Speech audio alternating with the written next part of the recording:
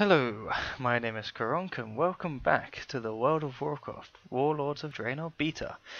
Gonna look at Ashran again today, and also especially the events that happen in and around Ashran. So there's 4 of them, and we'll go into relative details about what they are and the rewards that you get for them. So let's get things started. So now, as I'm trying to jump to grab some mushrooms for this quest, I notice that this horn goes off, and that horn means that something's happening on the island of Ashran. And this time it's the first event that I capture on recording, and it is the event of Rising Spirits at the Burial Grounds, which is actually down at the south west, where just by the Alliance base. So here it is, the first event of Ashran. And I love this event, it's really cool. Basically, you've got to go around capturing these stealth spirits, and it's Alliance vs Horde, first to 10 spirits. And you may think, oh okay, that's quite easy, all we've got to do is channel that, and if you stay apart, then whoever's the fastest wins. No, because if you die with your spirits, as you notice, the more I capture, the more stacks I get on my buffs, then you release all the spirits you have.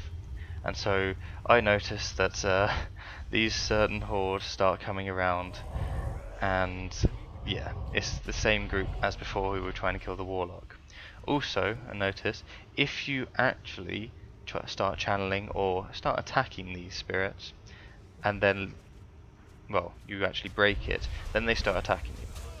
So here we have the rogues everywhere at the moment, trying to kill this warrior who hasn't actually got any. I'm the one with 3 spirits at the moment, and I noticed that this is going to be very bad because there are 3 of them. There's a warlock, the druid, and the rogue, all against me because nobody else is about at the moment. Also, that bloody typhoon thing, a pain in the ass.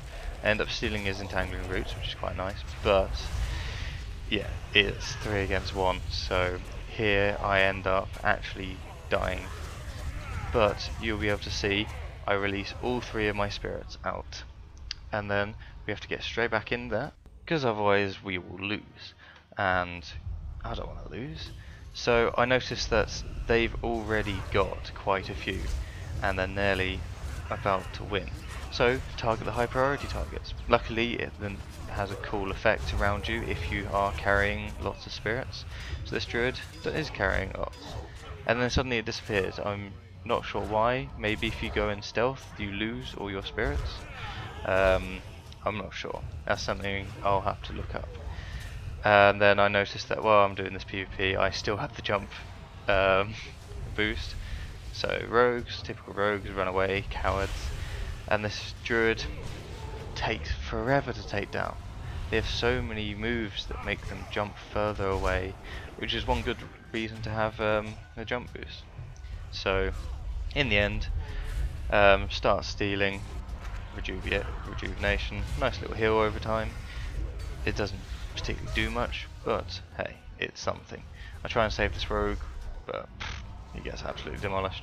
End up jumping around, confusing this rogue, and eventually I think he disappears or runs away or dies. I can't remember. No, he dies. So yeah, we've now cleared it, but they are still very close to actually winning, which means there is one person or a couple of people or horde still out there with a lot of spirits. And so I go around here trying to find spirits, find the spider silk, which is really cool. I don't use it properly, I just chuck it on the floor. If you actually hit either your own teammates, or if you hit an opposing faction member, then they get encased in a web cocoon. I believe they can actually get themselves out by breaking it and DPSing it themselves, but I didn't find out because I couldn't find anyone. So here I am, trying to gather more spirits quickly, because that's the way we're going to win. And then we'll find out this guy has got all the spirits for the horde team. So high priority target, we try and take him down. Apparently you can go in stealth, and it's a bit rubbish for rogues. No, well, a bit of rubbish for everyone else rather. Rogues that can just disappear on a whim. So we pretty much boot all the horde out and kill them. Notice that there's a nice rare here, which is quite cool, a web wrap soldier. It spawns a random soldier that will help you out. So here I actually get a priest to help me out, who does a bit of healing and also mainly just smites everything, including the souls that you're trying to capture.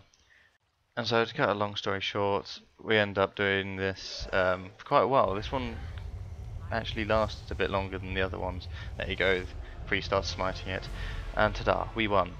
Now there is a random chance to get a strongbox. The previous event that I did, when I was just messing about off camera, I actually got a gold Ashran strongbox.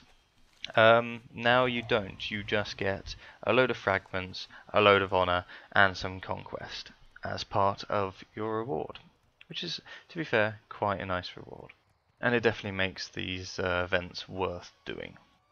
So now on to the second event, which starts as I'm killing this gigantic Grom or Ogrom.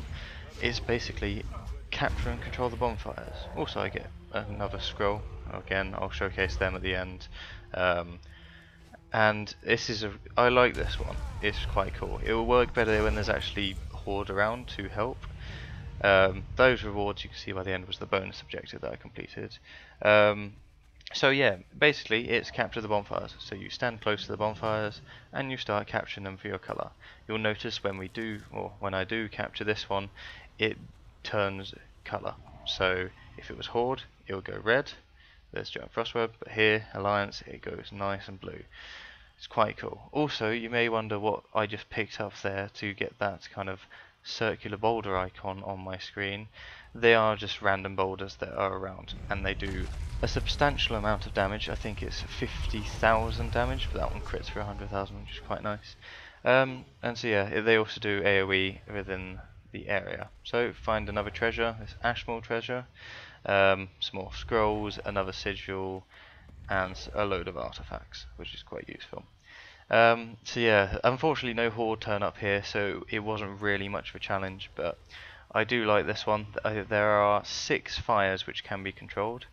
There you can see one of the really lucky druids, because he's now got the artifact, and also he can fly around Ashran for an hour, which to me seems quite stupid, I have to admit, and very overpowered. Yeah, by skipping forward we control all the fires, so we get a load of resources really quickly, and in the end we win. No, surprise surprise. And this time I only got honour points and conquest points, but still worth it. Again, no luck on the rare cash, which drops every so often. But yeah. So now on to the race, which happens at the Amphitheatre of Anguish.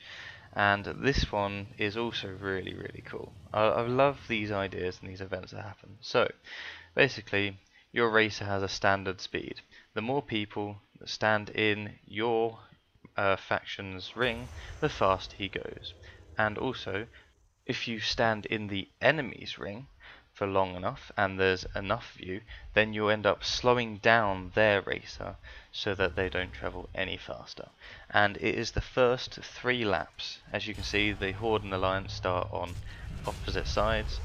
And yeah, this is another one where the Horde didn't actually turn up. I think they were actually mainly being killed at their base at this point. And so we all just kind of keep going round with this alliance racer until eventually we build up so much speed that we end up winning our 3 laps. And so here you can see that one of the people in the raid actually managed to get a strongbox from it. So it is just a rare drop, and they also got a bit of PvP gear from their strongbox. However, the gear that we've been given as part of the beta is actually better. So yeah, the last event is at the Molten Quarry, and all you have to do is find the glowing orange ores that are about and throw them into this cart. So as you can see, that guy has one glowing ore on his back. All you have to do is run near it and you'll throw it in. So the Horde one is over there, the Alliance one is there. Again, Horde are at the moment being dominated back in their base, so this pretty much gets destroyed by us. We end up getting it 10-0, and luckily I get the final capture of this empowered Blackrock ore, the 9, and then my one is the 10th, and the usual honour and conquest points as a reward. So yes, that's a quick look at all the events that happen around Ashran. There are those 4, the burial grounds, the amphitheatre, the ogre mountains, or wherever it is, and the molten quarries. I quite enjoy them. I thought that they were, well, with actually more input from the Horde, there will be more fun PvP events. So, thank you very much for watching. My name has been Karonk. If you enjoyed this, please feel free to subscribe, and I'll see you next time.